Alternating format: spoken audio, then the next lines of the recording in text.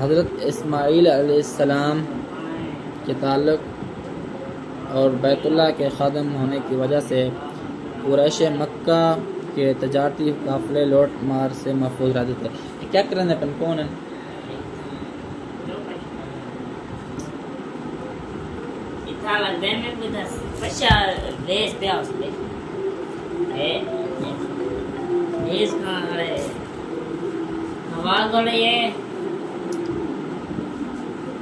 حضرت اسماعیل علیہ السلام کے تعلق بیت اللہ ختم ہونے کی وجہ سے قریش مکہ تجارتی قافلے لوٹ مار سے محفوظ رہتے تھے. اللہ تعالیٰ نے ایک بہت بڑے علاقے کی تجارتی سرگرمیاں ان کے ہاتھ میں دے رکھی تھیں. یہ سردی کے موسم میں یمن کی طرف جاتے تھے جو ایک گرم علاقہ ہے، اور گرمی کے موسم میں شام جاتے تھے جو ایک ٹھنڈا علاقہ ہے.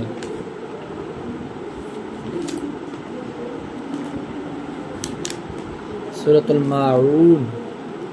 ماعون استعمال کی ان معمولی چیزوں کو کہتے ہیں جو عام طور پر پڑوسی ایک دوسرے سے مانگ لیا کرتے ہیں، جیسے برتن وغیرہ. اسی لفظ پر سورت کا نام سورۃ الماعون رکھا گیا ہے. اس صورت میں بتایا گیا ہے کہ آخرت کے انکار کی وجہ سے انسان کے کردار میں بہت سی خرابیاں پیدا ہو جاتی ہیں. ایسے لوگ یتیموں پر ظلم کرتے ہیں، غریبوں کی نہ خود مدد کرتے ہیں اور نہ دوسروں کو اس کی ترغیب دیتے ہیں. ایسے لوگ اللہ تعالیٰ کی عبادت سے غافل رہتے ہیں. اگر کوئی نیکی کرتے بھی ہیں تو لوگوں کو دکھانے کے لیے، جبکہ دکھاوا کرنے سے نیکی ضائع ہو جاتی ہے. یہ لوگ اتنے خود غرض ہو جاتے ہیں کہ عام استعمال کی معمولی چیزیں بھی لوگوں کے مانگنے پر نہیں دیتے. بہت سے مفسرین نے اس صورت میں آنے والے لفظ معاون کا معنی زکوٰۃ بھی کیا ہے. اس صورت میں ان لوگوں کی مذمت کا بیان ہے جو زکوٰۃ ادا نہیں کرتے. سورۃ الماعون کا مرکزی خیال یہ ہے کہ آخرت کا انکار انسان کو نیکیوں سے دور کر دیتا ہے. اس صورت کے مطالعے سے معلوم ہوتا ہے کہ انسان کو زندگی میں ہمیشہ اچھی عادتیں اختیار کرنی چاہیے. بری عادتوں کی وجہ سے انسان اللہ تعالیٰ کی نظروں سے بھی گر جاتا ہے اور لوگوں میں بھی اس کی عزت ختم ہو جاتی ہے.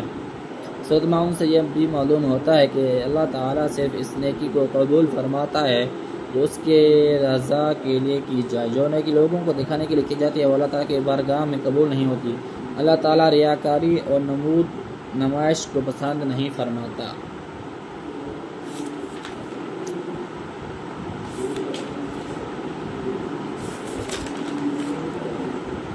سورۃ الکوثر.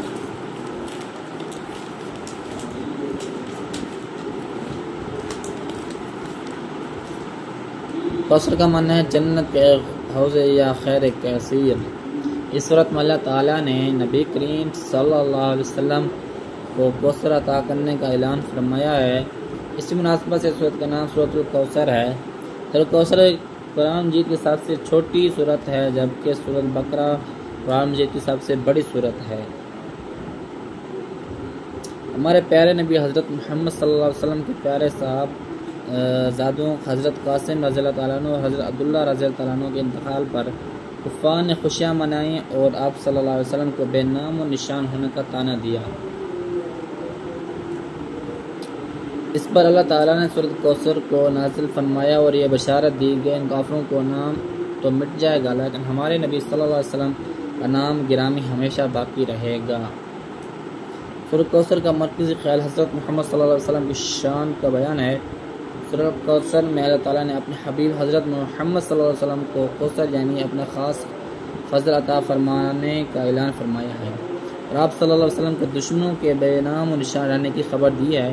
پھر ایسا ہی ہوا کہ حضرت محمد صلی اللہ علیہ وسلم کا ذکر مبارک اور آپ صلی اللہ علیہ وسلم کی سیرت طیبہ تو زندہ جاوید ہے جبکہ آپ صلی اللہ علیہ وسلم کے دشمنوں کو کوئی جانتا بھی نہیں اور اگر کوئی ان کا ذکر کرتا بھی ہے تو برے الفاظ سے کرتا ہے ان عظیم نعمتوں پر آپ صلی اللہ علیہ وسلم کا اللہ تعالیٰ کا شکر ادا کرنے کے لیے نماز پڑھنے اور قربانی کرنے کی تلقین فرمائی گئی ہے۔ سورہ کوثر کے مطالعے سے ہمیں معلوم ہوتا ہے کہ اللہ تعالیٰ کی پوری کائنات میں سب سے زیادہ محبت حضرت